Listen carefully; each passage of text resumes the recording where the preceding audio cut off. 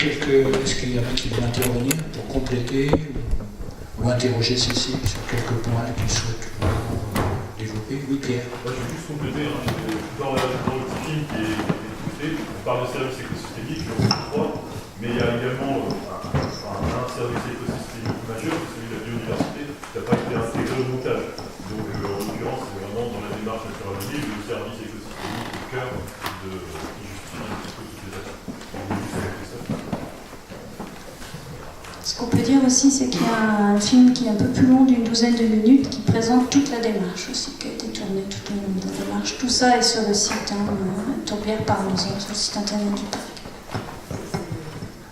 J'avais justement demandé où est-ce qu'on peut.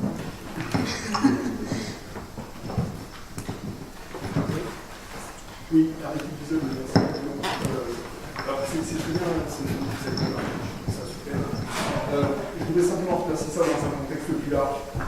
C'est très important sur le fait qu'actuellement, les tourbières font partie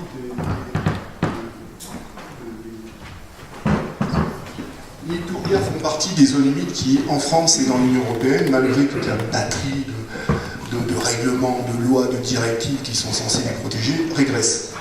Il y a 4 types de zones humides qui régressent en Europe, qui continuent de régresser, et les tourbières en font partie.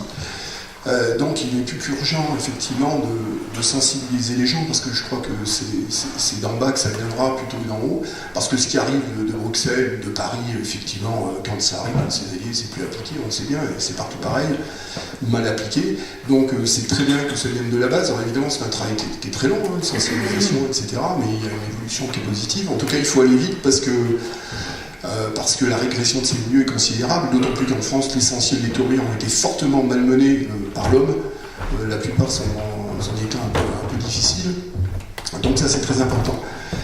Et moi, je ne suis pas non plus complètement optimiste, parce qu'en plus, au niveau de la connaissance, il n'y a quasiment plus de scientifiques en France qui travaillent sur les tourbières. Moi, je pilote le seul labo et la seule équipe universitaire, j'entends, et professionnelle, les gens qui sont payés pour faire de la recherche, qui travaillent sur les tourbières.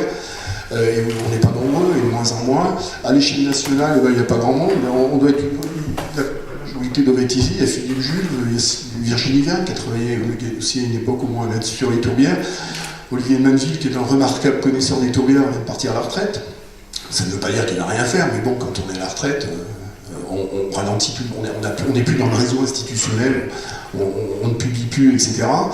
Il y a très peu de sciences. Il y a 2 thèses qui ont été soutenues en France sur le fonctionnement hydrologique des tourbières. C'est celle d'Arnaud Duranel qui est dans la salle et celle de Jérôme Portrait qui s'occupe du réseau Roméo des tourbières zone humide des Alpes. C'est assez catastrophique, c'est-à-dire qu'il n'y a pas très peu de production scientifique française. Alors évidemment, la production internationale, elle est extraordinaire. Moi, je viens d'essayer d'en faire la synthèse pour un bouquin sur les tourbières que je vais sortir. C'est titanesque, c'est titanesque. Mais le problème, c'est que cette littérature internationale, les gestionnaires n'ont pas le temps de la lire, ne sont pas forcément formés pour ça. Et donc, il y a une méconnaissance des tourbières, encore aujourd'hui en France, qui est assez remarquable. Encore cet été, j'ai entendu des choses absolument incroyables d'un guide qui présentait des tourbières à les touristes et qui expliquait notamment que les tourbières, il n'y avait que des tourbières dans les zones froides, au climat frais et humide. C'est des choses qu'on retrouve dans les textes de Luc à la fin du XVIIIe siècle. Donc c'est des vieilles idées qui sont complètement fausses, évidemment. Il y a peut-être plus de tourbières dans le monde équatorial que dans certaines régions du nord de l'Europe. Et voilà, il y a encore plein d'idées fausses. Bon, la confusion entre tourbière et marée, qui est aussi indiquée sur le panneau là-bas. Il y a vraiment beaucoup de travail. Et comme je peux être un des plus jeunes chercheurs qui travaillent sur les tourbières, ça m'est pareil.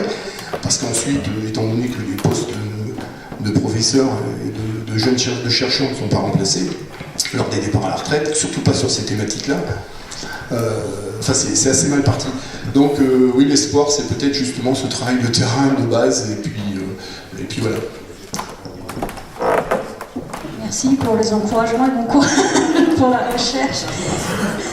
C'était juste pour repréciser donc, sur Ramsar, Justine Mansanac, vous avez vu, qui est membre du bureau du parc, est venue au séminaire Ramsar aussi l'année dernière.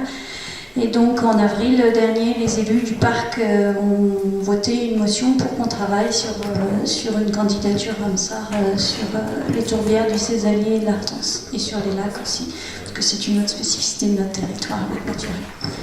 Voilà. Merci Cécile. Nous allons poursuivre donc. Quelqu'un veut encore.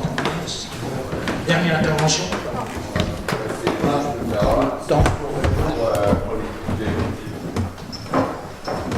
Thomas Rosset du CNRS Toulouse.